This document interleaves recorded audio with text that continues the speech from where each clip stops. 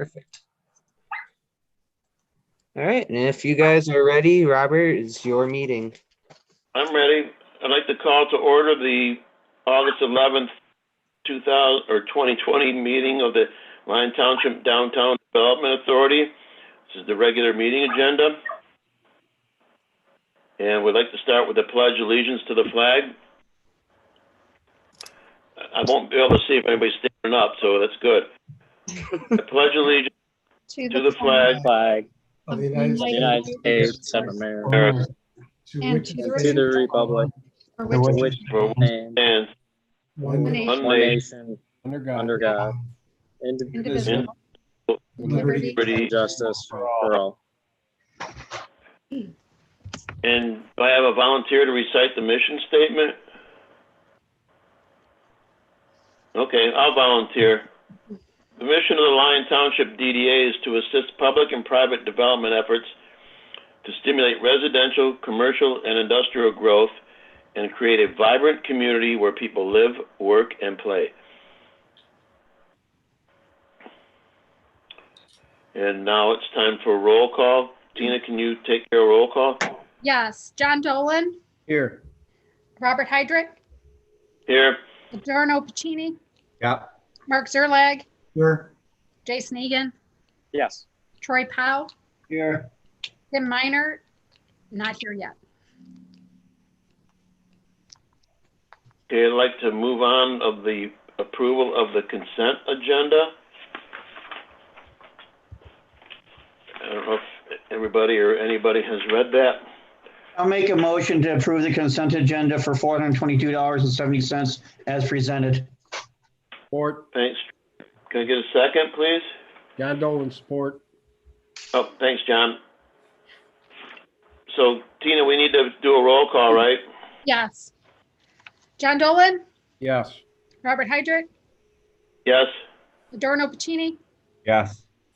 Mark Zerlag. Yes. Jason Egan. Yes. Troy Powell. Yes.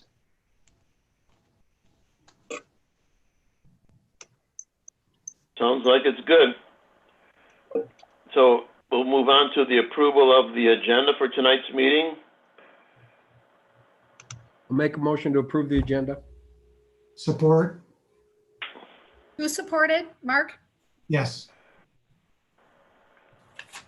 Are there any announcements or communications? I think Oh, we have to vote do a on roll it. call. Sorry. Sorry.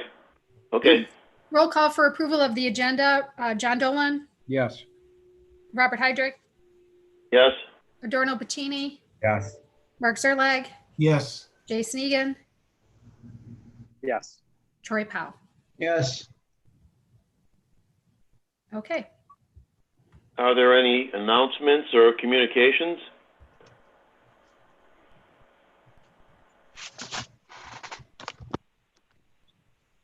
Oh, you guys are awful quiet tonight. That's good. Okay, how about a call to the public for any discussion of non-agenda items? Mr. Heydrich, there's currently no callers on the line, so none that are here to participate. Well, imagine that. Okay, Long time listener, first time caller. right. Okay, so how about some reports for the DDA coordinator update, Tina? Yep, I have a few items. First of all, the Township Board at their meeting on Monday approved the NLB Corporation for a tax abatement. Initially, you'll recall when we presented that to the DDA, the recommended years were 6 to 8, but we found an error in our calculation, and it was because we only included new jobs and not the relocating jobs. So I sat down with Patty and John Dolan, and we discussed the recalculation, and they ended up far surpassing the 500 points with the relocation of the jobs and the allotment of the point system. And it earned them 877 points instead of 329 points. So it was pretty significant. So it made them eligible for 12 years. And after consideration, the Township Board did approve that tax abatement for a 12-year abatement. That's great, but did we give them bad news then good news? Yeah, it was. Well, they were thankful for the 6 to 8, but the calculation came when they looked at other recent ones that we had approved, like Zeiss and Exotic in particular. And they thought, well, we're the same size as them. We're just concerned why we didn't get the same amount of years allocated. And that's when I went back and looked at it. So I don't know what we were thinking when we did that scoring, but I think we were just focused on the new jobs. And of course, Mark might speak to this later too, that committee is looking at ways to revisit how we score for jobs in particular, because we definitely want to be able to recognize that they're relocating jobs, but really it's the job creation and the quality of the type of jobs that are being created is really where you should be able to earn the majority of your points in that category. So we'll be touching base on that again, but that particular one was approved. And then we just received yesterday the Wallbridge Spec application. And just to refresh everyone's memory, a Spec application for a tax abatement is a little different. The Spec application works the same way. You still have to establish a district and you still need to take it through the application process. It still requires a public hearing, but it is basically a placeholder that gives the developer up to 9 years to find a user for their spec building. And then it's the user that is then eligible for a tax abatement. So how tax abatements work is you can't be issued a tax abatement if you've already constructed the building. So spec buildings are given a special accommodation for that, where you can construct the building and it may sit vacant for 1 to 9 years. But once you find a user, then that person, if they're eligible for the manufacturing and industrial facilities abatement, they can then apply. So we call it the placeholder.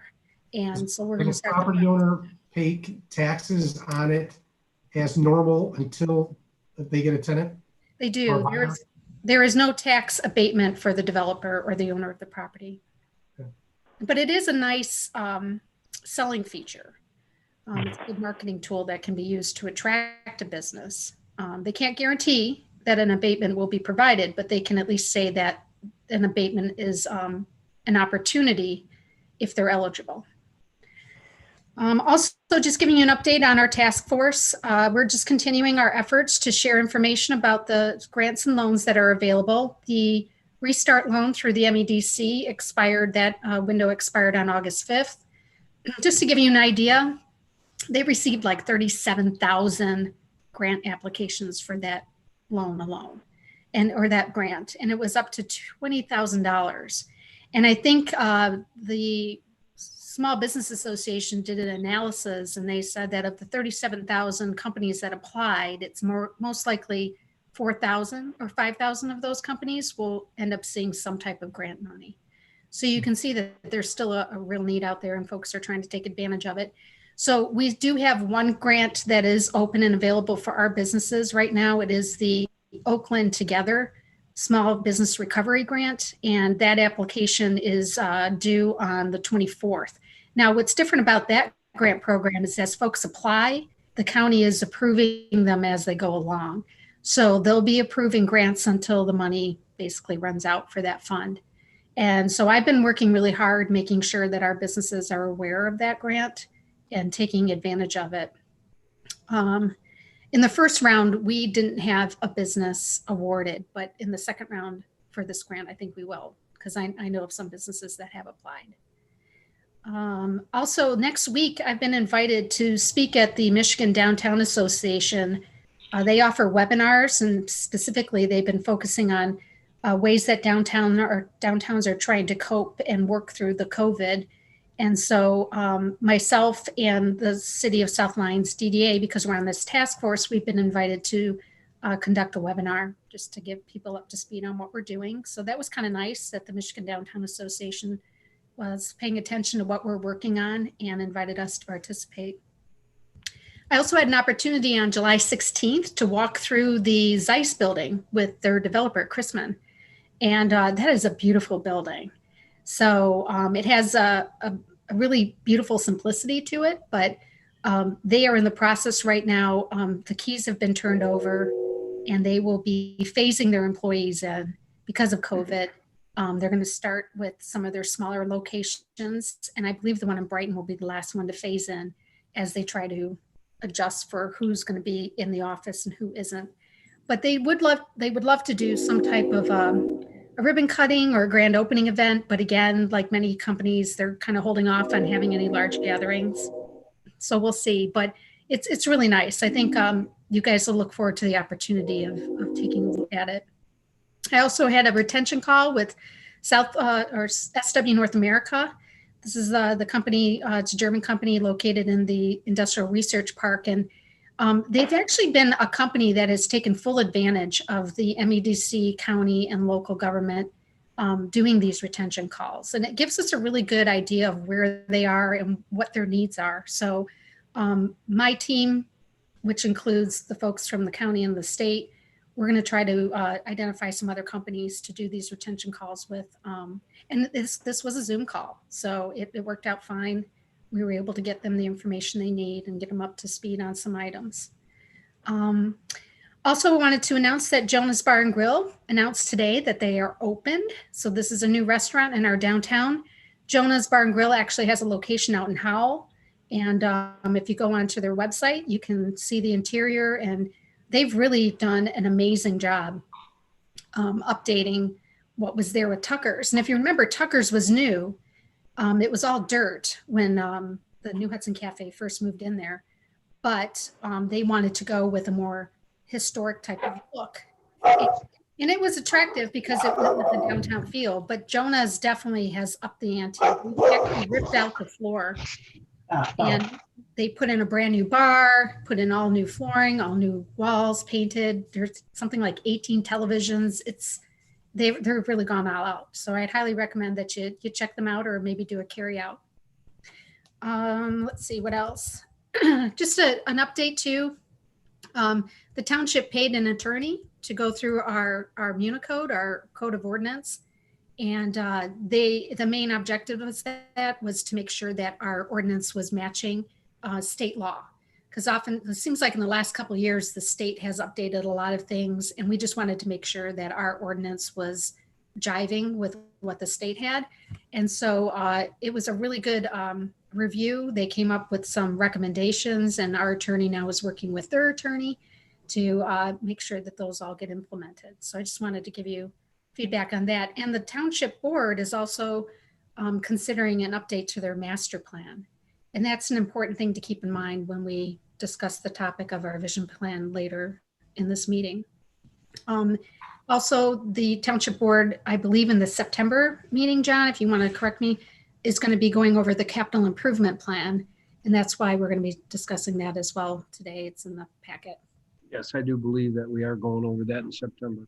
Yeah. I think it's close. I'm not sure they'll be ready completely, but we'll see. Mm-hmm. And other than that, just been working really hard on this campaign, and that would conclude my report. Does anyone have any questions? No, thank you for your thorough report. Well, I don't have any questions at this time. So now we can move on to the DDA Committee Reports. Mark, do you have anything for economic restructuring? Just that we'll be scheduling a meeting here in the next couple of weeks.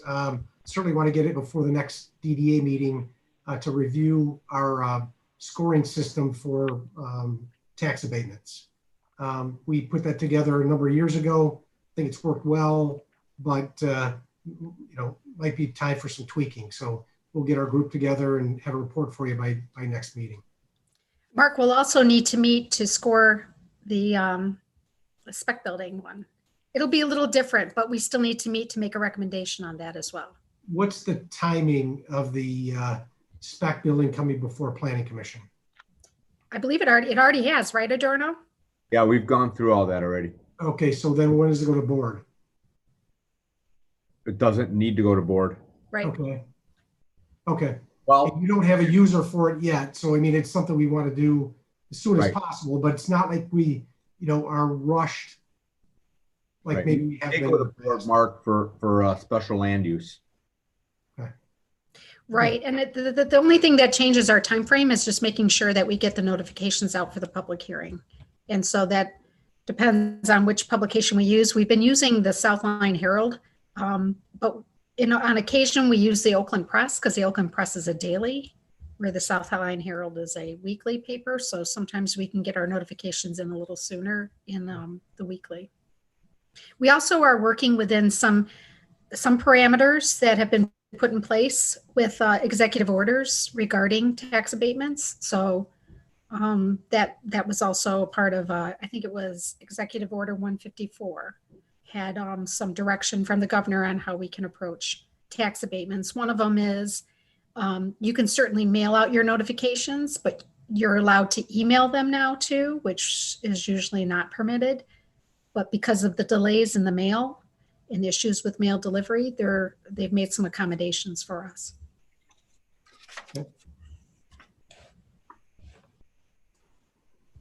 Rob, that's all I have. Okay, thank you. Troy, do you have anything from promotion committee? Just a couple of things real quick. We have not had a meeting in a couple, probably about 6 weeks. But we do have 41 of the 100 flags that we ordered installed. We're gonna make some adjustments, move them around a little bit, straighten them up. We're going to do that maybe this week or next. They look pretty good. They're out there. We still have 59 more to put around. I think Tina did Quanah say they would put the yard signs together for us. Yeah, they offered to do that, or at least Phil Wiper did on his own. Okay, so we'll get the yard signs out. And Tina's going to touch on the Show Your Love for Lion campaign a little bit under new business. And we still have the lighting up the Grand in our hopes, and we will hope to work on that. That's a Christmas event, but that's all very up in the air, with whatever happens in the next few months. So that's all I have. Okay, thank you. Yeah, with the flags, it's tough the way the wind's been and everything. I noticed that, if the stakes were 4 feet long, it might be nicer, but you guys are doing a good job of getting them out and keeping them straightened up. That's a big task. Hey, just a quick question. Yeah, we just have to, they have to go in, they have to go in straight. Yeah. And then they'll stand up straight. Yeah, we were down at that Smiles Dental and I talked to Tina about it. He would really like to get into some of these promotions. The Smiles guy down there on the east side of the ring road, he was a little concerned he was outside the DDA, but he really would like to get a couple flags and be part of the promotion. So I just want to let you know, he thought it was very cool that you guys were doing that. If that just happened, I sure wouldn't mind. Yeah. I don't know how that all has to work, but. So if you get a chance, just let them know.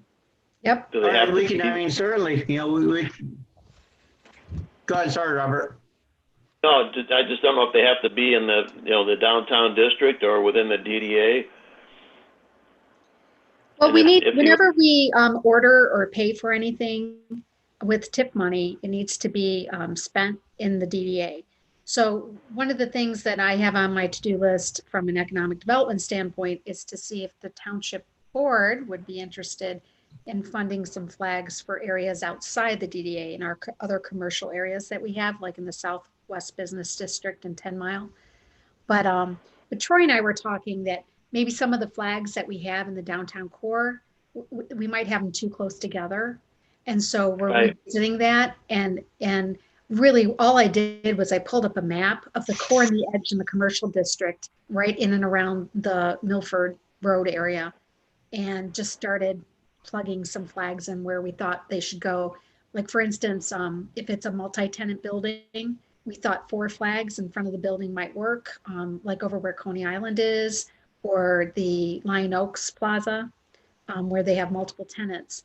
And then at least in the downtown, every business should have at least 1 flag in front of them. So we were taking those types of things into consideration, but obviously as we start to put them in place and see what it looks like, we might want to spread them out a little bit more. Well, So how long may it be out? I think I forgot to ask that before. Are we talking 2 months or 6 weeks, or is there any time restriction? It's a long-term plan. We'd Right. like to keep them out at least till the end of October.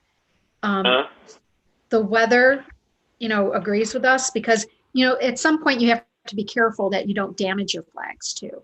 So obviously we get snow early and the plow trucks, you don't want to have these flags out because they could get damaged very easily. They are just inside of the right of way in many instances. So I think weather is really going to play an important role. However, we do want to look for ways that we could use those flags around the holidays. And so we might have to revisit this in a different way, especially if we do that downtown promotion. It would be nice to use those flags to promote a festive environment.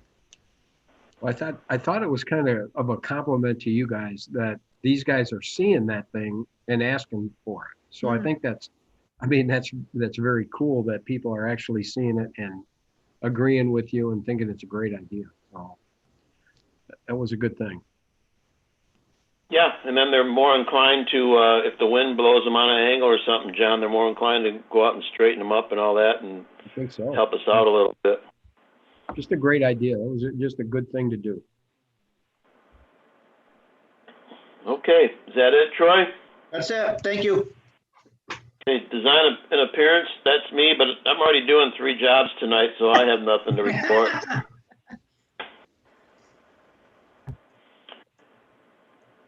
And hopefully, once we, things change a little bit, we'll start getting back to some regular meetings, or because I know the Design and Appearance Committee has kind of been decimated over the last couple of years, so it needs a little rebuilding along with some other stuff. So you did such a great job with Promotion Committee, Troy.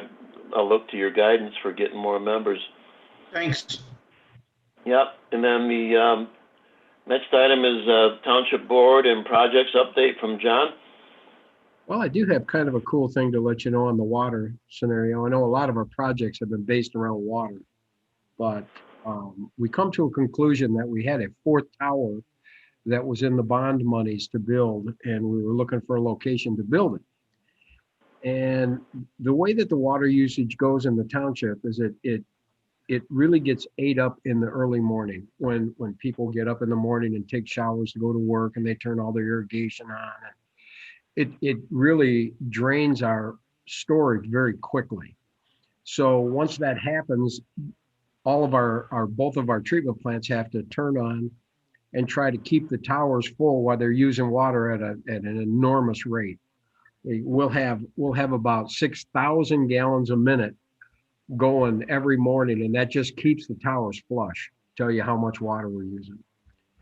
So in the winter, we all of a sudden drop that from about 5 million gallons a day usage to about 700,000. So the difference between the winter and the summer is enormous. So we had to try to come up with an idea to, instead of having a 4th million gallon tank elevated where we'd have to keep it full of water all season because of the height and the cold, we come up with a 2 million gallon ground tank with a pumping station. And so we got that approved on the board. And the cool thing was the approval was a wash. We took the 4th elevated tank and it was a 1 million gallon tank, and we got a 2 million gallon ground storage tank that's going to set right next to our 9-mile tower. So we'll have about 3 million gallons of water ready to go off of that site every day in the summertime. And the key to this whole project is in the wintertime, we can actually drain that tank and use the elevated tanks so that we can turn the water over quick enough. If we had 4 million gallons of storage ready to sell every day, and we can only turn it over at 700,000 gallons a day in the winter, we'd have a stagnant problem where we'd have to chlorinate the elevated tanks. And, so that this was a perfect option. So now we can actually drain that tank and go to 2 million gallons in the air in the wintertime. So it really, really works well for us. That's great. Maybe we could store Corvettes there in the winter or something inside the tank. Yeah, that'd be nice. Keep them washed. But that was a good thing. So we got that approved, and we're going to foot the foundation. We did put an extra $100,000 into the foundation, so that if we need an extra 1 million gallons of storage, we can just raise the roof on that tank and put another 1 million gallons on that property.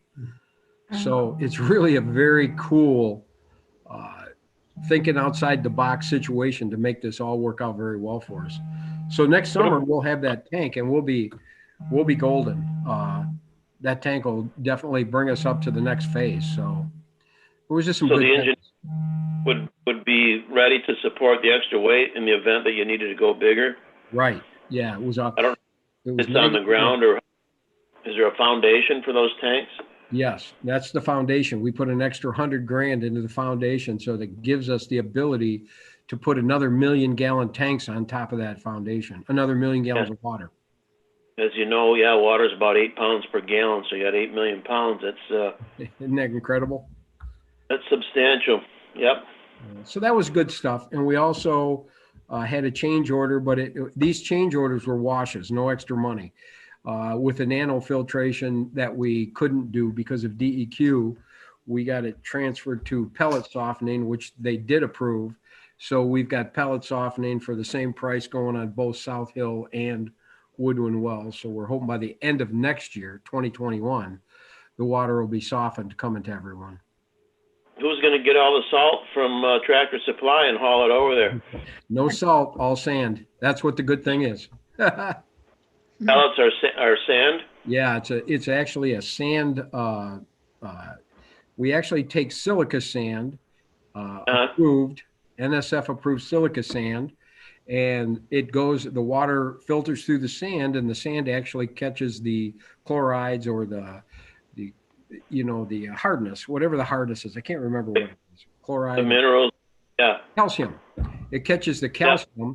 And then we have to take the sand, and then we'll either sell it to, or not really sell it. If they want to take it, that'd be great.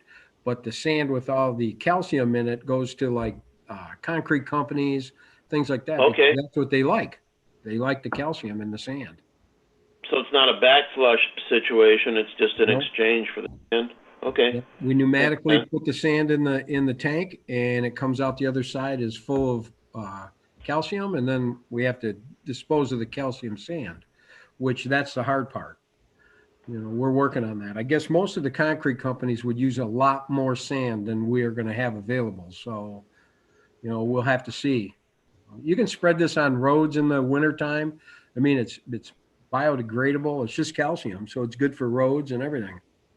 Yep, makes sense.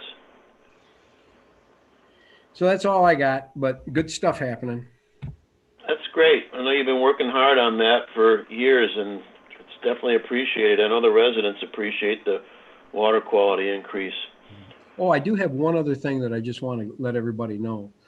And I'm not sure if everybody does know this, but we're working on an addition to the Township Hall, and we're very, very close to that. It's actually a 5,000 square foot addition with a full basement. So it's very large. It's going to take up the whole area where the little roundabout there is. We're going to eliminate that, and we're going to put a very large addition there. So I didn't know if you all knew that, but I'm hoping to get all the bids in on the 18th. We're hoping to interview a few of the bidders on the 21st, and I'd like to take it to the board in September. Are people building now? Oh yeah, we had 11 bidders. Great. So it was amazing. John, did you want to, I know you shared a little bit before the meeting start, but did you want to give everyone an update on the election outcome? Oh, I don't know if anyone has heard, but the three of the elected officials ran unopposed, the administrators, myself, Patty, and Michelle. So all of us are back in. The three board members that were there before, Lisa Blades, Chris Enlow, and Sean O'Neill, all three made it back. With John Hicks retiring, there was an open position, and there was 3 people running for that. And Robert Swain got the head for that. And I don't know if you guys know Robert Swain. He's the park chairman.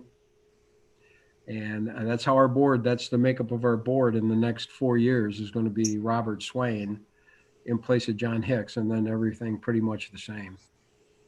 Great. Congratulations. Thank you. I don't know. We'll see. You chose to run, so. Well, I you know why? I was going to do a one term, but I'm not done with the water. I have to get the water finished. I've started. I've got to finish it. No, we appreciate that. Okay, well, we'll move on to Chris's report from McKenna. Hey, everybody. We have a few things since the last time we met. I know that you guys voted on the tax abatement for NLB, and they came before the Planning Commission and received approval for their building, which will be office, manufacturing, and storage. And if you get a chance and can pull the renderings from the meeting minutes, it's a really beautiful frontage on Grand River with just a ton of glazing. It really looks cool, and I think it'll be a good addition. And then last night we had Magna come in for an expansion of their parking lot. So it was a relatively minor process, but they had to go to the Planning Commission for it, and they received approval. So those are the only two that went for approval or are up currently for approval in the DDA. But outside of it, for those of you who are interested, we are in the process of proposing lot width and setback changes for our R10 district, which is our most common residential district. It's not going to change the size or intensity of the lots themselves, just the rules for how they're designed when plans come in. So it's going through the Planning Commission right now, and we'll change a little bit about how our neighborhoods are designed going forward. So that's all I have for you guys right now. Chris, what's the proposed change? Sure. So right now, the lot width in our R10 district is 150 feet minimum. And we have gone through some cases recently where we've had to call in expert planners from around Michigan. And they were the ones who actually proposed that, or suggested that it might be more advantageous for us and easier for developers to work with at 125 feet. And so that's what we're going to recommend, along with a reduction in the front setback from 75 feet to 50 feet. Additionally, the front set, we're proposing changes to the front setbacks in our R.5 and our R.3, a reduction of about 10 feet for each of those in the front setback. Thank you. Yep. Any other questions? All right. No, but you're up next. I'm not sure, but part of unfinished business is the McKenna presentation, an update of the downtown development and vision plan. Great. Yeah. So I know a couple of you weren't able to attend last month, but we brought back the idea of jumping into the vision plan back. And so we talked a little bit about that last time, and Brian and I got together since then and have updated our proposal to you guys, which is in your packet, and you can read through it. A lot of it's still the same. We, our main goals of doing an extensive evaluation of the existing conditions, including market studies and residential studies, to ensure that we kind of have an idea of who has come to the DDA since the last time we updated this plan, and what type of housing would be best going forward. Looking at the retail, what kind of industries do we have a saturation of, and which ones are we seeing customers go to other places to fulfill their needs. So those kind of concepts are still the same from the original proposal I gave you. We updated a section in there called the Prepare Vision Concepts. And so this is a big one for us. We want to work with the subcommittee that we, that we work with to get through this plan, to identify 3 sites and go through and really come up with a vision for that site and how it will develop from its current state, the processes that it will have to go through to develop, and potential ideas for what that would look like, including sketches of how buildings might fit there. And then, excuse me. So from there, the biggest change that you'll see is our plan and engage section. And so because of the shutdown, a lot of the projects that McKenna was in the process of working on earlier in the year had to shift their strategy for how they engage with the public. A very big, perhaps the biggest part of any plan is getting public ideas and input, so that the goals and objectives that come out, the ideas, the drawings, they all have had feedback. They've all have buy-in from the public. And so what we're proposing is to create a site where we can receive feedback from the public virtually. So we have been using a product called Social Pinpoint, which is exactly what I described, a way to put idea boards and surveys and maps online so that the public and business owners and residents can come in and give us a thumbs up or a thumbs down and leave their comments and fill out surveys, all without having to find a busy, crowded event, which are limited at this point. So if it's okay, I can share my screen and show you guys an example of what we've done from another project that we worked on with the gross points along Mack Avenue. If you give me just a second, I'll share my screen. Let's see. Okay. So this is the splash page for this specific project. And I know it's a little busy. And I know Tina and I were kind of talking today that it might be a little too busy and intimidating for people who aren't online a lot. And I just want to point out that this is kind of the maximalist look of what it could be. It's busy, there's a lot going on, but essentially what it is it's a big idea board with different ideas and pictures. And if you click on them, now this board is done, so I can't add comments now, but essentially it gives the ability to put an up or down, dislike or like on different ideas, and then leave a comment as well. And so it's a really good way to collect what we otherwise would have in person about straight up dislikes or likes, with the ability to add comments on a wide variety of projects. And so what you'll see here, we've incorporated things that are as simple as a picture with roundabout design and what people do or do not like about it. And then we can go on to big, ideas about sidewalks or zoning. But basically it's a design tool that allows us to collect public input without having to go out and interact with people, which is tough at this point.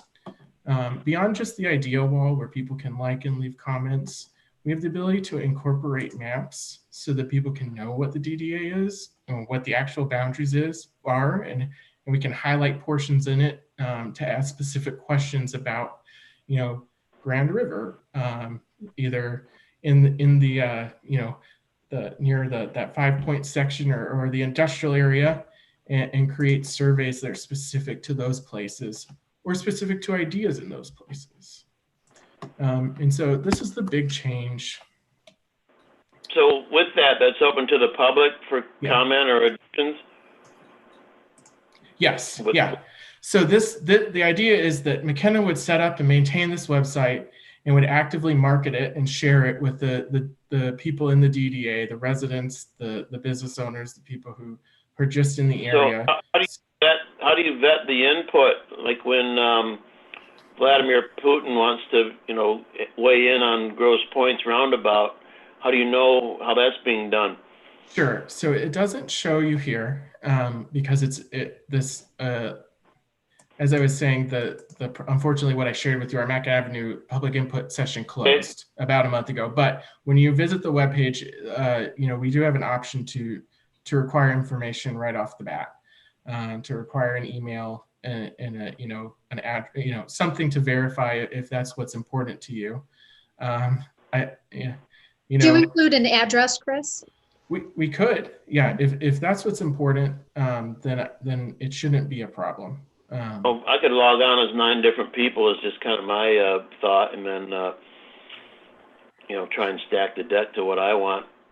Well, typically our problem is getting people to engage, not engage too much. But I guess in theory you could. Even more power, right? Percentage wise. Sure. So the bust your chops, Chris. I just want to no. I absolutely understand. I think that's an important question, and we want to know who we're talking to and what's important to them, so that when we make our goals and visions, we're incorporating, the input from different groups of people. We have residents, and we have people who shop there, and we have business owners, and we have, a wide range of people. And we want to make sure that we're not just getting a little section of them. So I think that's important to know who we're talking about. And we can follow up with those people and, actually face-to-face talk about their concerns too, because sometimes people don't want to talk, but they're happy to, get online and offer opinions. So, sure. Yeah. Anyways, I'll give it back to you. Sorry about that. No. Thanks for bringing it up. So that is the big change that we proposed from our first proposal, in both how we plan to devote our time and where our expenses will be going. And so we think that it's a valuable tool that allows us to get more public engagement than sometimes going and doing traditional outreach events or charrettes, because it's easier for people to spend a few minutes on what's important to them on that page. And it can be designed in a way that gets the feedback that we're specifically looking for. And so those are kind of the main components of our proposal to update the vision plan. The timeline for the table is, we've still proposed it at 6 months, but I think that we can, based on, if you want to incorporate, I know you'll be getting a couple of new members, and if having them be part of the process needs to just delay the start of it a little bit, or they jump in the middle, or not at all. I think the 6 month is a general time frame, but we can speed up or extend certain parts of it as needed. So we had a plan in 2009, or the last update, sorry. And now 11 years later or whatever, we're talking about redoing it. If we looked into, okay, we had this plan in 2009, so what did we execute or finish from that? Or are we just making a brand new plan? So how did we do over the past 10 years? I actually have a recap that I can share. Let's see. So on our website for downtown, we have under our plans and developments, and I'll share my screen if I can. Hold on, let me go back.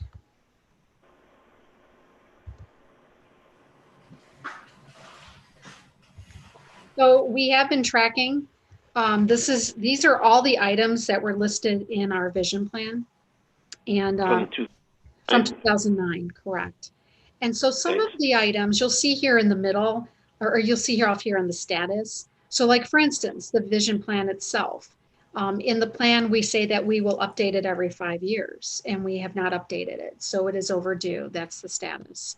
Some of our infrastructure items are listed here, such as the connection, the final connector for the road, improvements to the drain. These types of items have been identified in the plan. You can see the priorities are A's, top priorities, and they're under process. Some of the items are tied to other projects, like this one says to be done with the streetscape. Some of our items are ongoing. There is no completion of them, but those are good ones to come back and revisit, obviously. And then we have some that are work in progress. And then we have some, you can see here at the bottom, I kind of tried to prioritize them. You can see in this one column, we have priorities A, B, C, and then there were timeframes associated with them. So I tried to put them in like a color-coded priority column to it. And then you can see here at the bottom, we've actually identified these items that are completed. So obviously in a new vision plan, we would not revisit these, identify them as being completed, but then go back and start to reevaluate where all of these other priorities lie. Okay, And being a manufacturing guy that makes stuff or whatever, why don't we just reevaluate what we haven't done and save 26 grand? well, I think some of the things we need to take into consideration are that. And it sounds harsh, I'm sorry, but. Yeah, no, some of, I like, one of the things I like about what McKenna's proposing is an update of things such as demographics. I mean, our community has changed tremendously since 2009. We have far more people living here than we did 11 years ago. And the demographics change, and it also provides an opportunity for people who are new to the community to provide input that they didn't have before in 2009. So that's one thing to look at. The other thing too is we're in the middle of a census year too. And so we're gonna have more current data to work with than we did 10 years ago. So we have a census update every 10 years. Engaging the public in this process. You had mentioned early on about filling some of our committees with people. Engaging the public allows us the opportunity to connect with people and try to reach out and invite them to be volunteers and to participate more in our process. And so the more the public learns and the more engaged they are, the more they understand and the more they either want to be involved or at least give some input. And it looks like what Chris was presenting too, with this dashboard, I'll call it, this page that folks can go and communicate on.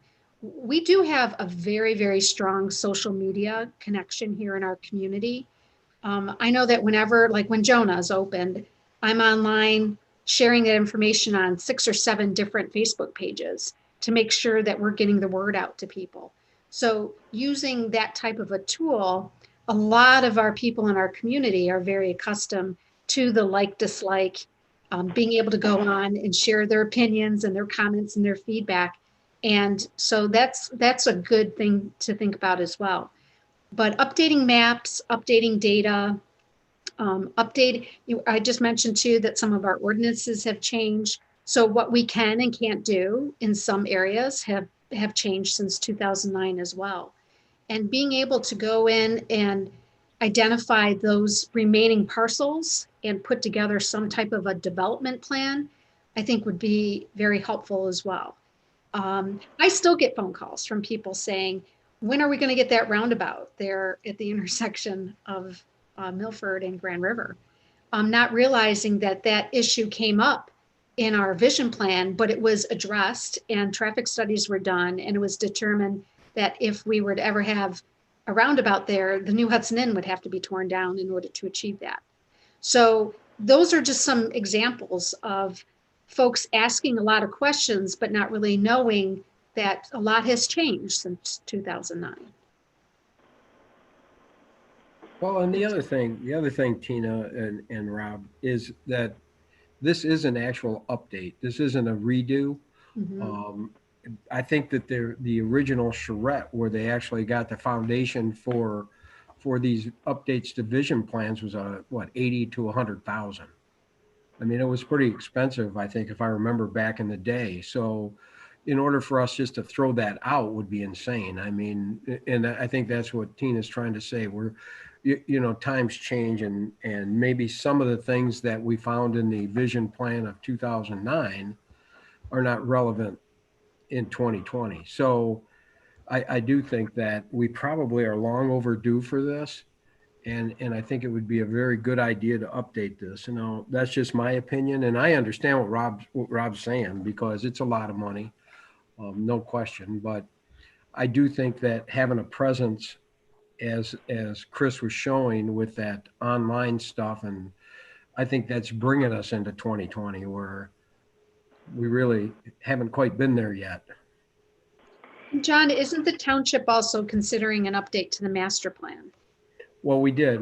I think we okayed that in our last meeting. So that's that's an update to our master plan, but that should coincide with this also. I think it's. Some of that tie-in. And John, I'm not overall concerned about the cost, and I'm sure the work is there, but I'm looking at the green and the blue on the screen. What makes us execute? That's the biggest challenge, right? We have lists and plans and all that, same thing like you do at work or I do. It all ends up in the money. I mean, the biggest part of it, the problem with some of these things we have to do just take a lot of money. And I think streetscape, that's not going to happen. So how do we, Well, I think it's going to get to a point where in order to move forward, I think the township board and the DDA are going to have to make some major decisions and say, you know, if cleaning the drain is going to bring this thing to the next level, then we'll have to do that. So I think these big things like cleaning the drain and getting the third leg of the roundabout or the ring road through are going to be defining factors for the rest of this project. But if you don't have some kind of vision or scope, I'm not sure how we even get to that. But, well, we know that today, so I'm just curious why we need a new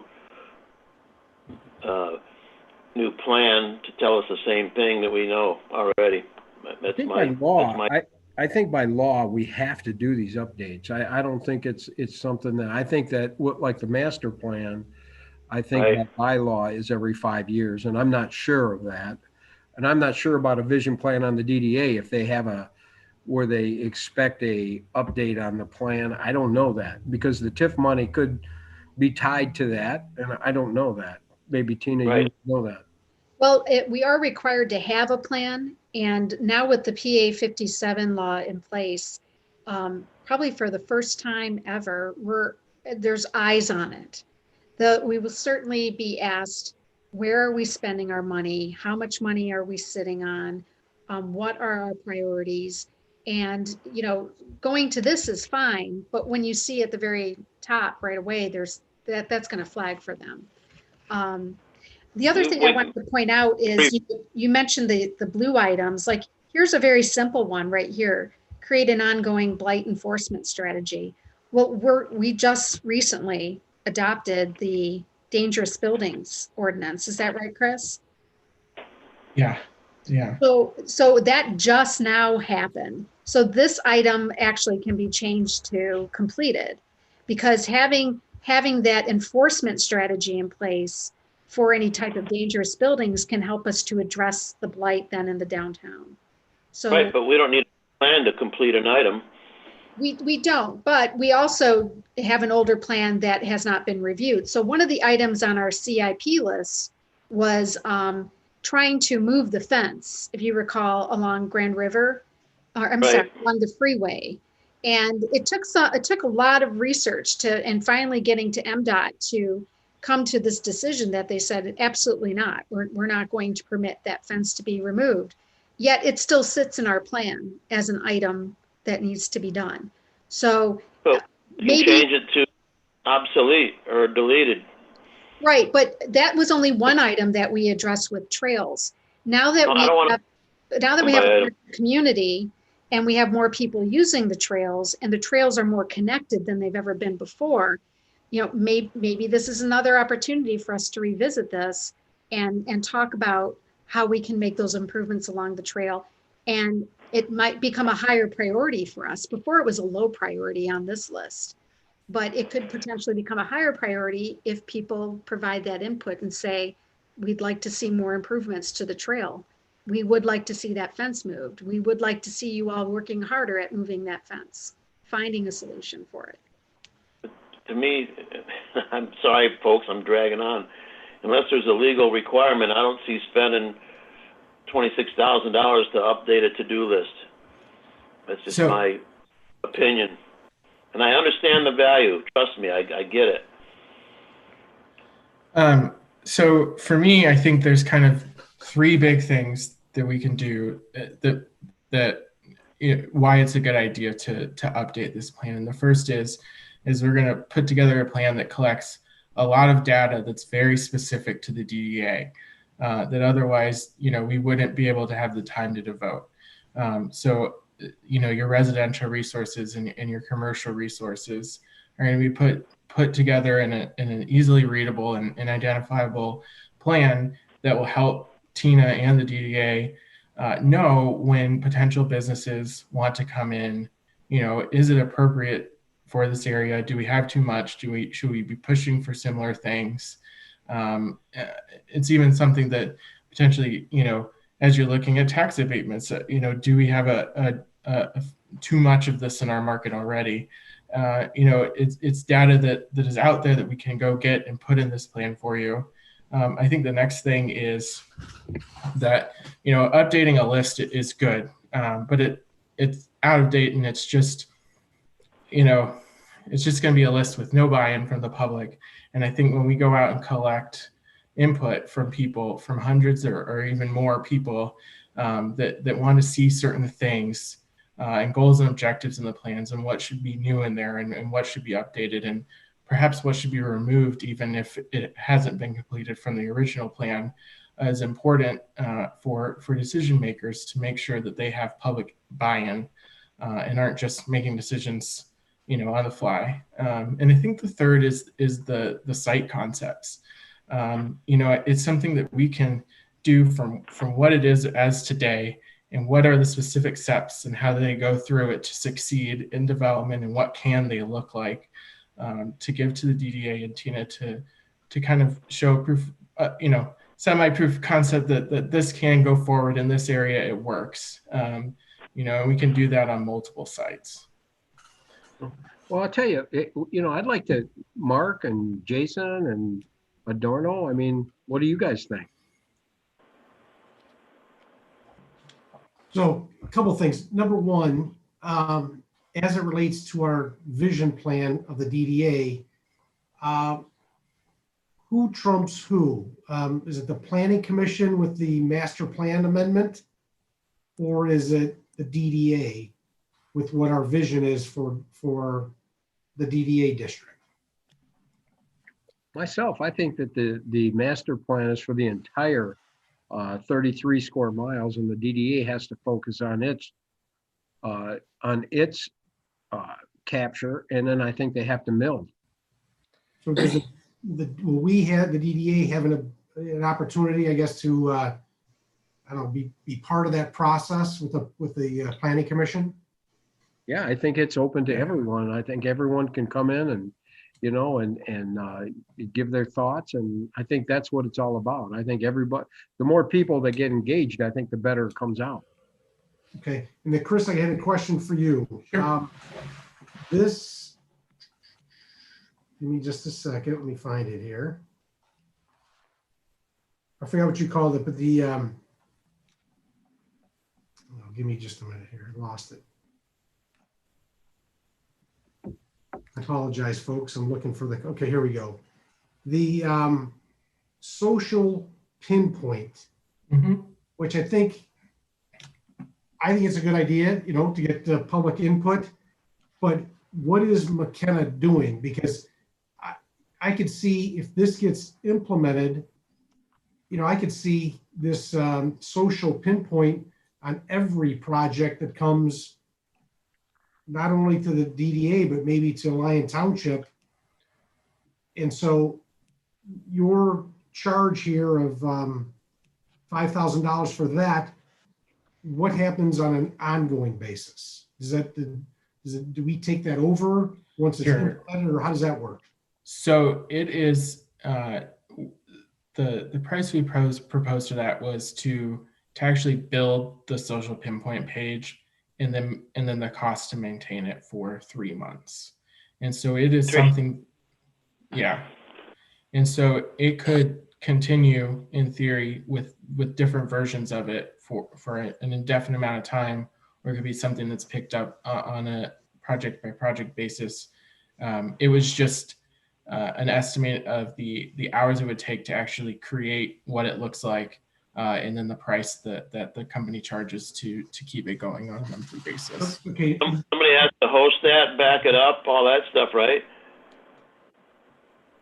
So after 3 months, You know, Well, and then so, what? Sorry. Oh, my apologies. So what I showed you tonight is a deactivated one. So the information is still available, but it's just not there for active participation. But you can't say for how long, if it's 1 week or 10 years. Well, that one has been up for 5 months now, from early Right, March. but there has to be an end of life, like we've all experienced with Windows XP. Correct. Yeah, I'm not sure exactly how long it stays in that form. But Chris, then isn't the point though to take all that information and then convert that into the actual plan? Yeah. So we still have the plan that would be the outcome of it.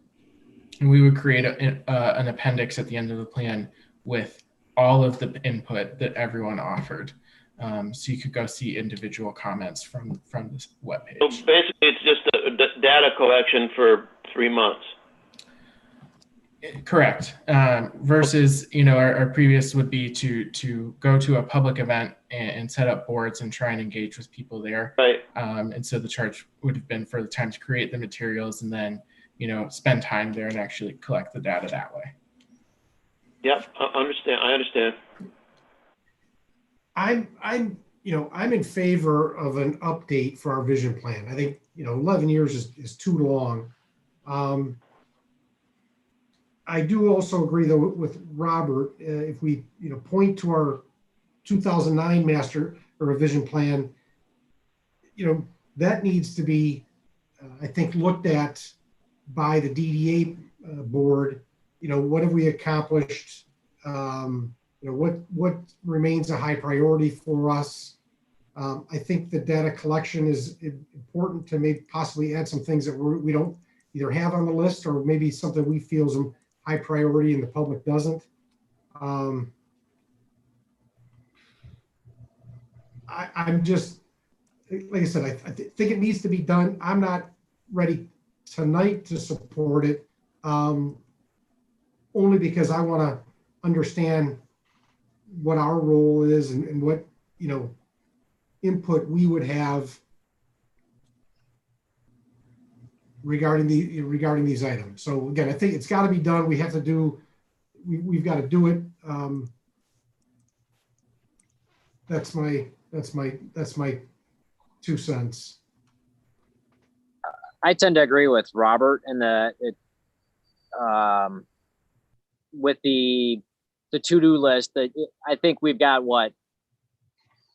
3-4 years of work just to get the drain and the rest of the ring road in, plus obtain enough area for parking. So if we update the plan, we're updating it for work beyond that. Like are there items that we're going to be able to even tackle, or are they just going to be on a to-do list that we have that satisfies PA 57? And if that's what's required, because if we otherwise we get penalized, then I guess it really doesn't matter. If we don't do it, then we get penalized, and I guess the default answer is we have to do it. But we don't know that yet. Right. I guess we need a definitive answer on that, because otherwise it's like we need parking downtown. We don't have that. We don't have the drain fixed. We don't have the culvert fixed at Milford Road. Those. I'm assuming those are like all top priority items. And if we add a bunch of other things onto the bottom of it, does that delay the ultimate goal, or is it just that these other ones get done in the meantime?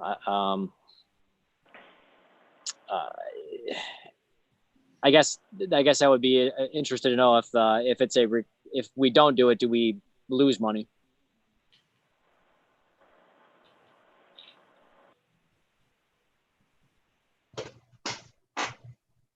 I don't know that answer yet. Yeah, I can look into get further clarification on that, but the only time you would lose money is, the point of the PA 57 was to make sure, because there are some DDAs who have collected pretty large funds and they tend to sit on those funds and not spend it. And if they're not spending it, then the point of the legislation was, if you're not spending the money, then you should be giving it back to the taxing authorities, because that's the other thing we have to be aware of too, is that, not only do we have the agreement with Oakland County, but we also get a percentage or an amount from each one of the millages, from the police, the fire, from Oakland County community, or intermediate schools, from the zoo. There's all these taxing authorities that we get a little bit of money from. And we learned in the previous years with the library is that the library organizations were able to lobby with the state of Michigan and say, we don't want downtown TIFs to take a portion of our millage. And they opted out of it, and it was approved. And so we no longer get a portion of our Lyon Township Public Library's millage. So the concern is that if you're not spending the money and you're sitting on the money, there are other taxing authorities who could go to their legislatures and say, we want that money because you're not spending it. And so we're happy to spend it if we had enough money, just per se, to fix the culvert or clean the drain. We just so the job then is in the annual review to explain right. why we have a fund balance, why we're not spending it, because we had gone before our bond folks to look into bonding for the road, and when it was all said and done, we still owe over $1 million every month or every year. We make payments on the ring roads, the 3 other legs right. that are not paid off yet and won't be till 2029 and 2030. So there are some limitations. And even though our DDA is growing and expanding and we're getting more companies coming in and our tax base is increasing, we're still not seeing that level that's allowing us to be able to take on these really larger, very expensive projects. So, but in the meantime, we can still be doing other things. There are other things on that list, or possibly other things that our citizens, our stakeholders, our business owners may have also concerns about. It's interesting, we talk a lot about the water improvements, and in the past, when I was first hired, I had a lot of our manufacturers who use water complained to me about the amount of money they were spending on filters and having to deal with all these issues. And so it's exciting to know that John and his vision has helped to improve and make changes to that. If we weren't making improvements to the water, I know we have stakeholders in our DDA who had, if given the opportunity, that would have been a much more bigger complaint than it was in 2009. So that's just an example. It's kind of a backpedaled one because we're already addressing it significantly, but. Okay, what's the next step? Well, I wonder, just in the thought of what we can do, I wonder that this year, I think the fund balance is going to be decent. I think it's coming up pretty good. I'm wondering what we could do as far as use a priority, like Robert and everyone else is talking about it, whether it's a drain or whether it's the leg of the ring road or what it is. I wonder if we could just use an amount of that money and then bond for the rest of it. And really get some of these things done so that these vision plans can come true, because I do understand where everyone's coming from. I mean, we can continually do vision plans, but if we don't wipe out some of these very large projects that are really dampening our ability to move forward, well, they are just throwing money in the wind. And the residents know that too. Yep. But you know what I'm saying? Yep. So I don't know if we should more place our vision on cleaning this drain, if that's our major project, and then really get that done. I mean, not just talk about it, but really go after it hard. I know we talked about going after just the culvert on Milford Road to get something started. And I don't know where that ever went. It seems like that kind of stalled. I think we were going to go ahead and pay for that. Well, we received the $50,000 from the state of Michigan to put towards engineering, and part of the delay too has been COVID, that we were kind of set back. But we certainly can move forward with that type of project.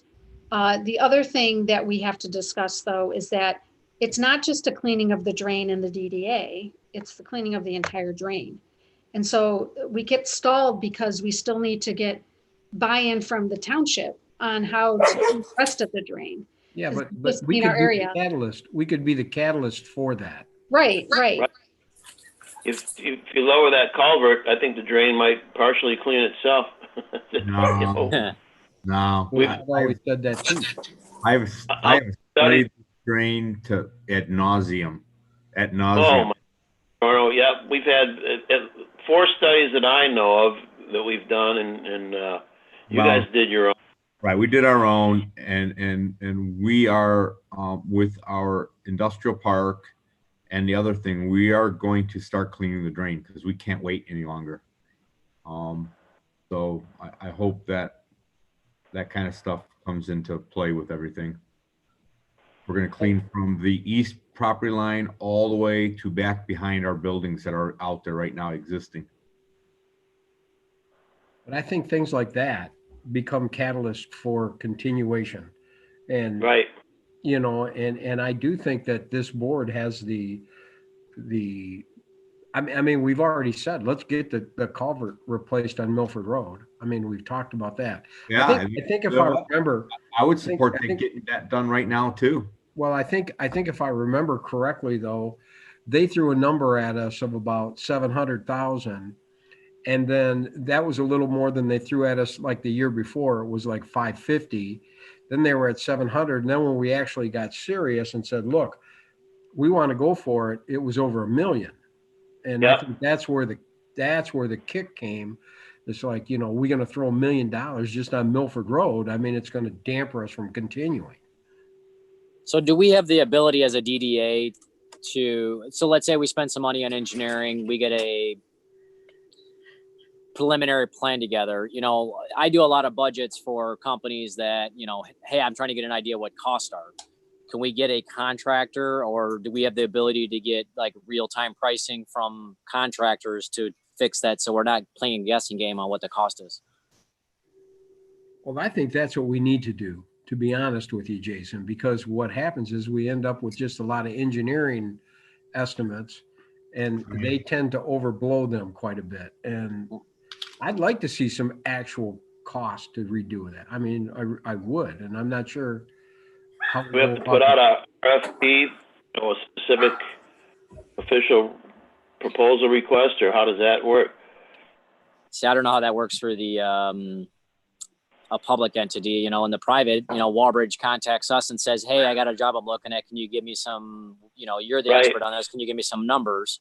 So I don't know if we're able to do that. I guess that might be a good question for Leslie to see if she could do it through her, if she's got connections with engineering or contractors to say, hey, you specialize in this. Can you give us a budget?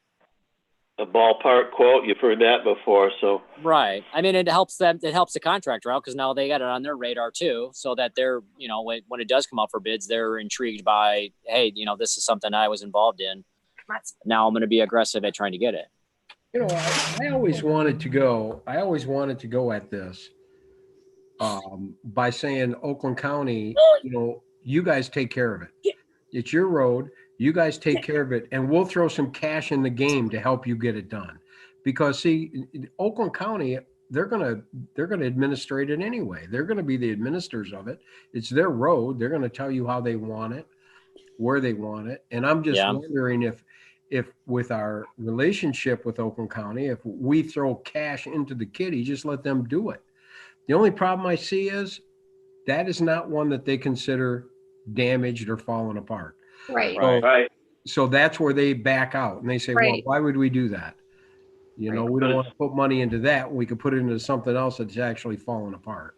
Right. And that's kind of where we left off, is they didn't feel it was a priority, and we felt it was a priority. And then Leslie also had some concerns about getting the proper approvals from DEQ for a project that our COC was not making it a priority. And so that's kind of where we left off. And it certainly is something that we should revisit again and get more feedback on, no doubt, so that we can move forward. But we would also, to your point, John, need to see if we could bond it and how much and what that would look like and what our payments would look like. And if we have the type of fund balance that we could support that. Yeah. Well, actually, we kind of jumped off a point here a little bit. So I think we should probably go back to get the vision plan, or a yes or no, right, Robert? Yes, sir. Thanks for getting me back on track. Did we hear from everyone? Well, my thoughts are this. I agree with Robert and I think Mark and Jason all kind of, summed it up. We're, as far as like a study or a retail study, we've been driven by the retailers. They come in, our residents tell us they speak in South Line what they want, but we don't have the ability to go out and just get whoever we want to come in. So some input from the residents in that aspect is not going to be really beneficial because we can't just go get these stores or restaurants and retailers. We do need to update the vision plan, I think, a bit. And I think it comes back to all those things that were just discussed and we talked about a few months ago.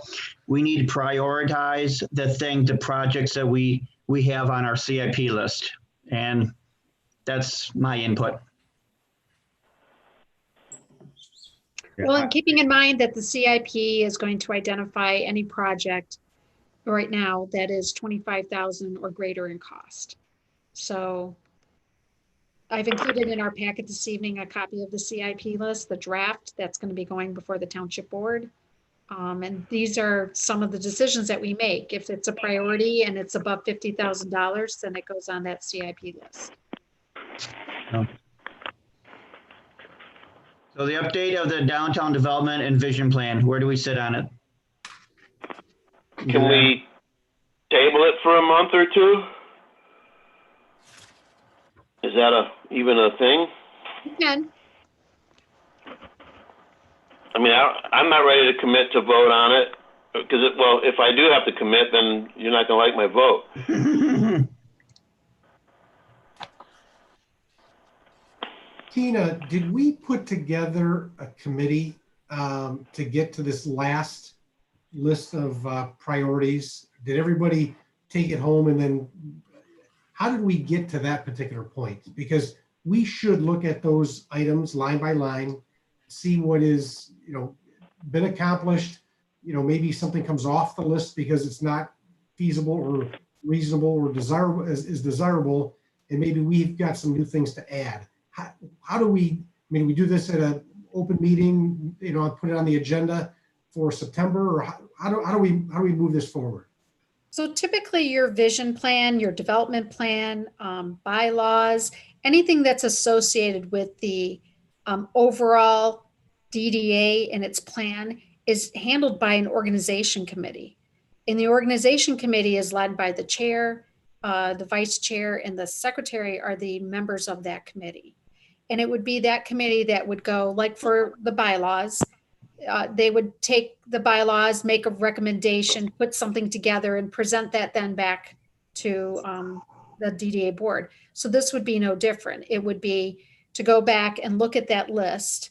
And that list, again, that comes directly from the vision plan. At the back of the vision plan, it lists all of the items that were identified in the charrette and prioritizes them. And because it's like 15 pages long, I like recaps. And so I put together this recap because it looked like it was something that we could just look to on a regular basis and see what needs to get done. Our challenge over the last couple of years has been we've been hyper focused on these larger ticket items and trying to get those accomplished. So yeah, it would be the organization. So it's a good idea maybe to hold off until we fill our 2 vacant positions, which we're hoping to do next month. And then the DDA board would elect a new chair and a new vice chair. And anyone who's interested in any of those positions can put their names forward. And then the organization committee would be formed. Since I've been here, our organization committee has never met. It has not been something that our chairs in the past have pulled together to want to review. So I think Tamara started with the bylaws, but it never ended up going to a committee. But you asked how the Thank you. process works. And Thank that's you. how Thank that you. works. Yeah. So can I make a motion that we just table this, or do we even need to do that? I'd say table it.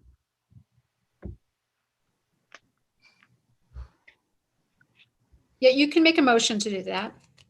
Okay, I'd like to make a motion that we table the discussion of the mechanic presentation for the updated downtown development and vision plan for a later date and for further discussion.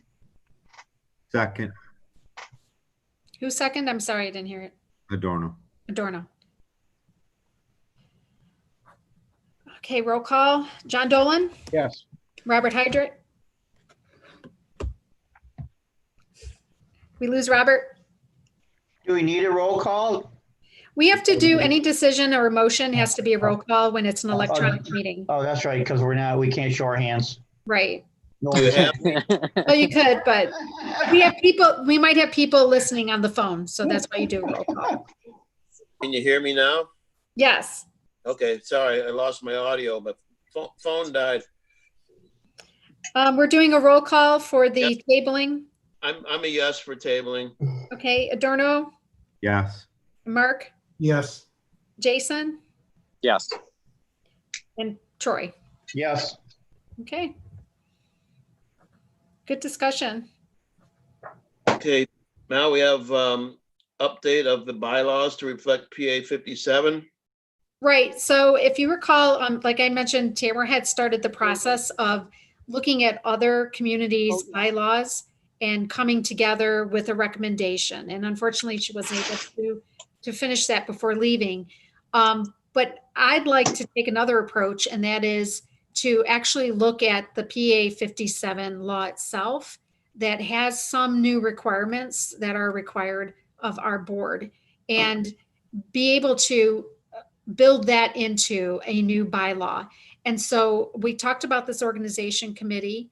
Once we get established in September, I would like to be able to take to that committee then this recommendation, or at least a starting point on the bylaws, so that we can get those updated, because you know our bylaws haven't been updated for quite a while now, and we certainly could use an update. But more importantly, we want to make sure that we're complying with all aspects of the PA 57 law.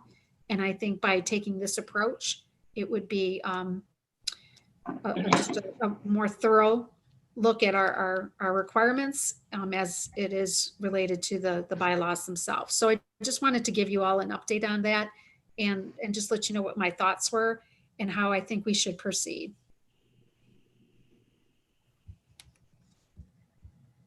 There's no decision to be made tonight on that. Okay. It is just an update.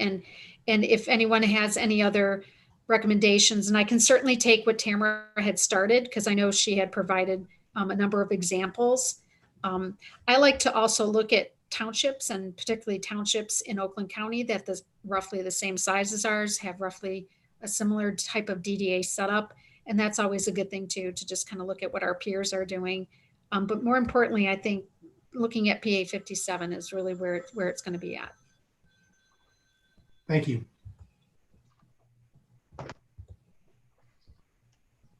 Okay, now for new business, we have Show Your Love for Lion campaign. Hey, yep, I'm going to share my screen. Go back up here. Oh, I've been sharing my screen. You guys have been seeing all that. Okay, hold on. Yeah, I just saw 69 pages. I was getting worried. All right, let me just go up here.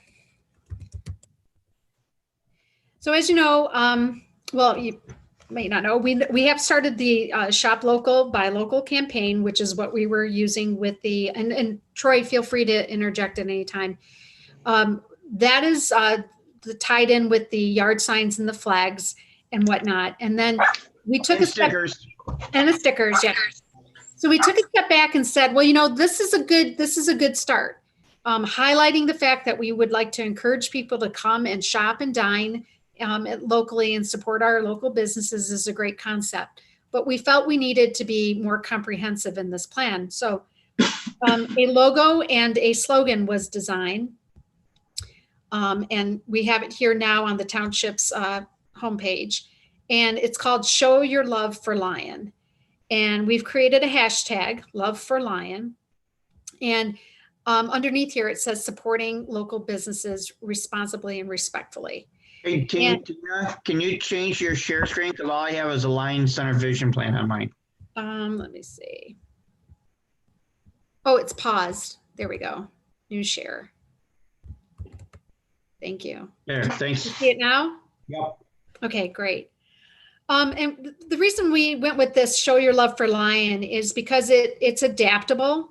It is something that we can encourage folks to show their love in many different ways. So one of the ways you show your love for your community is by supporting your small business owners. Another way you might show your love is during COVID. This responsibility and respectfully part of it is if you go to your favorite retailer or restaurant and they do require, according to the law, for you to wear your face masks, you can show your love for them by not being confrontational about it and complying, because they didn't make the rules. They though are responsible for being enforcing them, and they can be penalized if they're not enforcing them. But at any rate, we came up with a Show Your Love for Lion campaign. And then what I did was I created additional pages on our Facebook page, or I'm sorry, on our website. Let me go this route instead. And this is the landing page, and it talks about how challenging this year has been. And this is why we've come up with this campaign. And then I've also made these sub pages, which I've just started this week to populate. So right now I don't have this one finished yet. It's how the public can participate. But the reason that's not done yet is because we've been focused on the business owners, and how they can participate in this campaign is they will be receiving a kickoff kit. And in that kickoff kit, we are planning to include a letter explaining how the campaign works.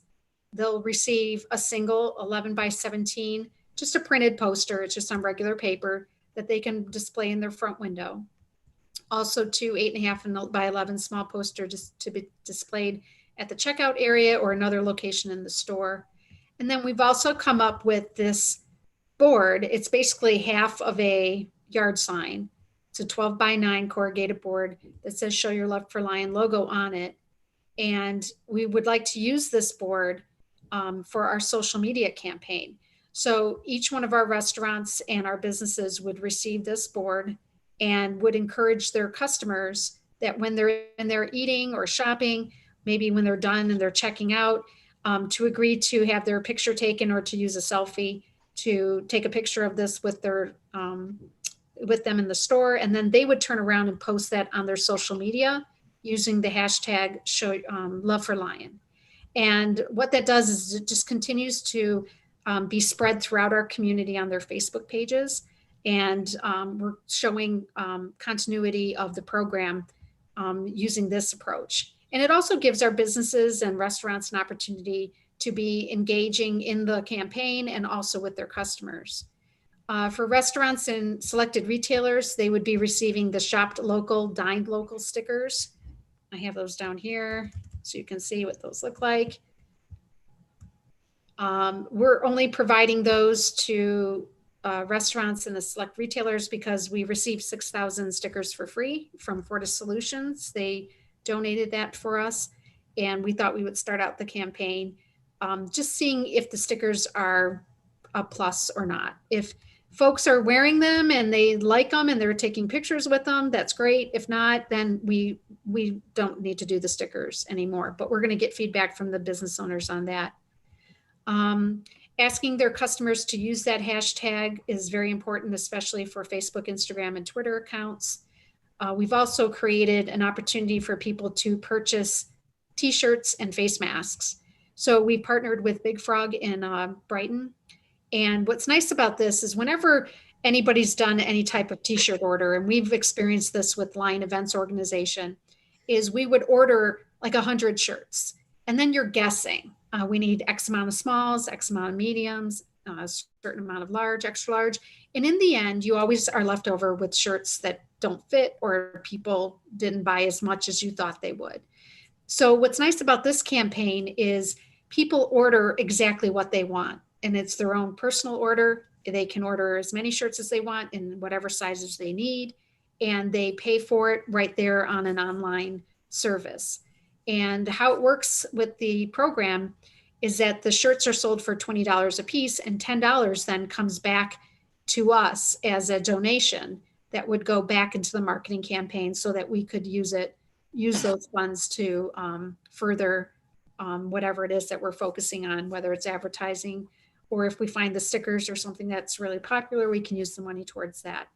So how this works is folks just click on the link that we provide. There's also a QR code, and they can place their order. How soon do they get them?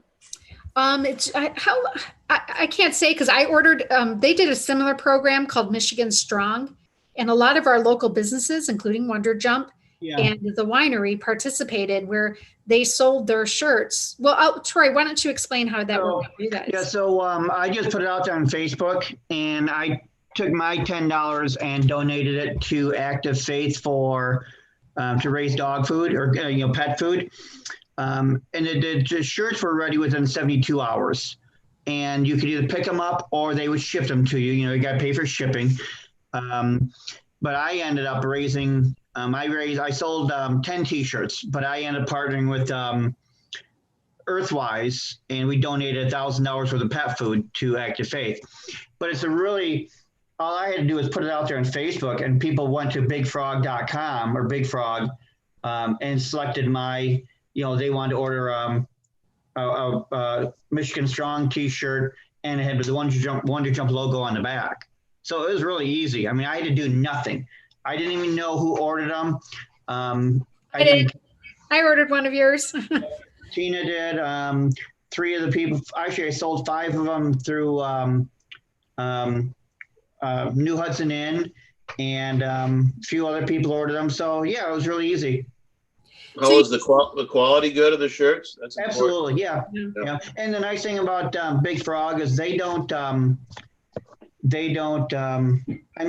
the shirt, right? So you could wash it 100 times. It's not going to, the ink's not going to bleed or peel off. So they actually, dye the shirt. Yeah, the actual image is dyed into the fibers of the shirt. So as you wash it, it doesn't fade away. So you can see here under the same link for Show Your Love for Lion, it says how to order your t-shirt. You click there, it takes you to this page, and it shows you information. You can actually take your smartphone and turn the camera on and just hover over this QR code, and it'll take you to the website. But if you click here, you can see For Love for Lion, this is the order. It tells you how much the shirts are and where the money's going. And then it has how you can place your order. So in this different sizes. Yeah, there's sizes. It tells you how many colors are available. It tells you that there's children's sizes. The V-neck for women, and this is a women cut shirt, which is very popular. It's a little more expensive. So the $10 still comes back to us, but the person ordering the shirt would pay $23, and $13 would go then to Big Frog. And then we also talked about having masks made up too, and these are $6 a piece. I could see my guys wearing that.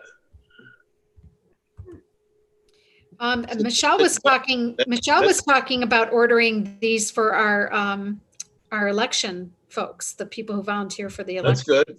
I mean, $6 for a mask isn't bad at all. No, nope. And so you would click, you click here, it shows you a picture of what it looks like. Go back. You put in the quantity, the colors. It has a size chart. You can see what it looks like in the different colors. And then you just add it to your cart and pay for it. So okay, what's the next step? How do you mean? Well, are we looking for a motion, or this is just an update? No, this is just an update for you. We want to make sure, we want to make sure that the board understands how we're spending the $10,000, right? What we've committed to and how we're promoting it. So we talked about, how the businesses can participate. This is a landing page to help them see. We're taking our we run a full page ad in the Line Today every 3 months. And so this month's or this coming publication, we're converting that ad over to the Show Your Love for Lying campaign. Nice. So Yep. Consistent. And then we're going to be allowing the businesses to use the logo as well. And then down here, you know, it talks about the flyer so that the businesses can print that off. We are, so that we're not incurring all of these printing costs. We're encouraging the businesses to print some of these off as they need them.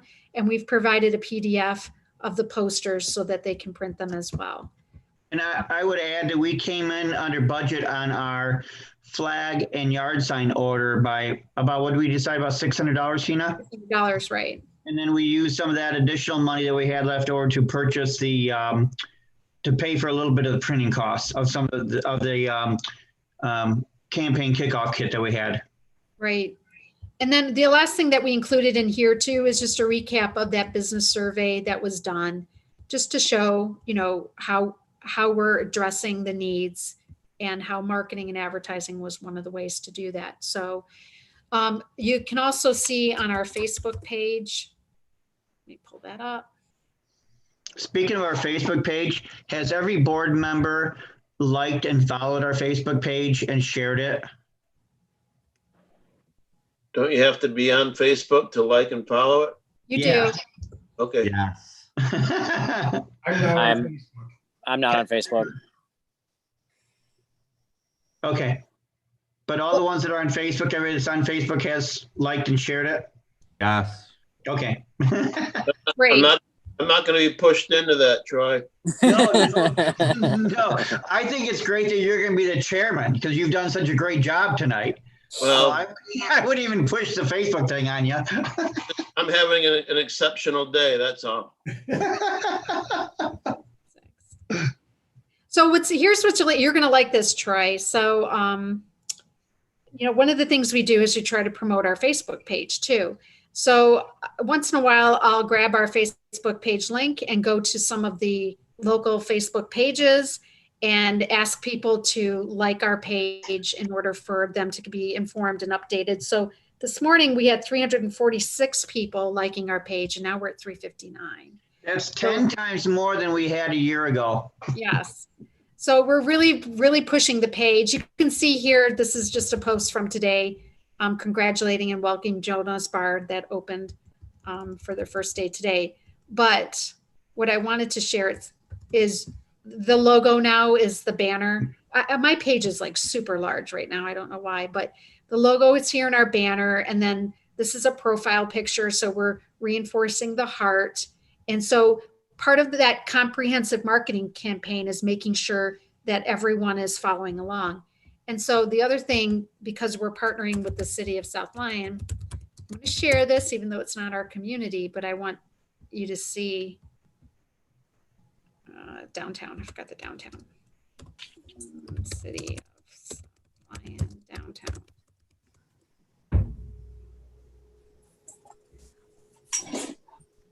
Wow, this is really slow tonight. My kids must be playing video games. Oh, at any rate, they also have the same logo and the same images for consistency as well. Here it is. Okay. Yeah. I'm ready to move forward. Are you? Yep. So I just wanted to make sure that you're all aware of what we're doing. What we might want to do is encourage some folks to have their picture taken with that sign and just be comprehensive in that message as well. You guys are doing great. Lyon could be there with some of the signs being given out to the businesses too. Yeah. Yep, definitely. Well, didn't the scarecrow need a heart instead of the lion? The lion needed courage. How was that? Yeah, he did need, yeah, was it the Tin Man who needed the heart? Yeah. Yeah. That's I all don't right. know. That movie's before my time. I'm glad you know about it. Well, then, unless there's any questions about the campaign and what we're doing, and I, you know, Troy and I are trying to work hard to not only keep all of you informed, but obviously all of our businesses. And it's a pretty large campaign. It's a daunting task. It is. They're doing a lot, and sometimes we don't tell you about our appreciation as much, but we all definitely appreciate it. It's just hard to keep up sometimes. Well, and I'm very grateful to have Troy as a part of this as well. It's just, and even partnering with the city, knowing that our entire community can benefit from all of this. And just so you know too, we're working very hard ensuring that all of our expenses are kept separate. They pay for their part, we pay for our part, so. Good. So let's have some fun and talk about the special assessment district for sewers now. Yeah, and this is another update. So I was hoping to have a copy of the letter and the map from Leslie, but I didn't get that in time for the meeting. But and John, feel free to jump in because I haven't been as a part of all of the meetings getting to this point. But the township is looking at creating a special assessment district in the downtown, and I shouldn't say that the township is looking to do it. The township is open to the concept of it, but it's going to require some local property owners actually to initiate this.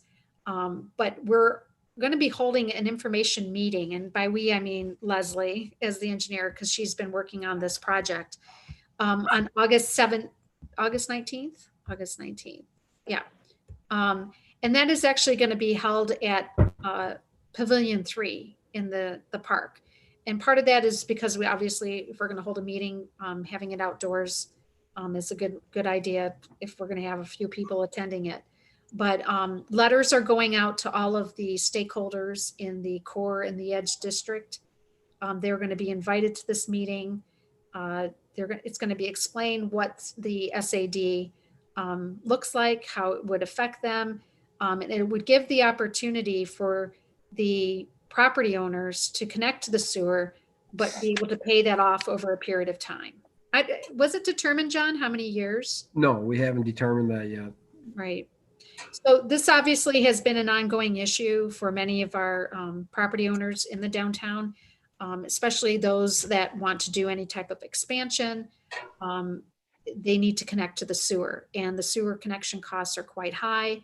In one particular instance, we had a multi-tenant building that if they were to connect today, it'd be $189,000 to connect to the sewer. And then of course, that connection fee would be shared with all of the tenants who were not planning on paying that type of fee. And so being able to pay it off over a period of time helps them to achieve the objective, which is to connect, but also to make it more affordable. So this is something that we've been talking about for some time. I know John and we've had meetings on this. We've met with the Line Wastewater on it. We've tried many times to try to get this going. And so it's exciting to be at this point where we may be able to make this happen. Maybe. Yeah, it's actually a really good thing because I think a lot of our downtown people want to hook to the sewer. They all have septic systems in their yards, and it's not feasible anymore. As soon as they go bad, the Oakland County forces them to hook to the sewer, which is in front of their business. But the connection fee is just so extreme that it puts a lot of them, probably put them out of business. It's also preventing expansion. So again, when a restaurant wants to expand, the health department comes in and does an evaluation, and they feel that the older system can't sustain the expansion. And so then you're left with a business that either needs to leave and find a larger or another location in another community, or they have to try to operate with what they have, kind of rolling the dice, not really knowing if the system can handle it or if it'll fail. It's been an extreme hardship on a few of them. So this could work out real well.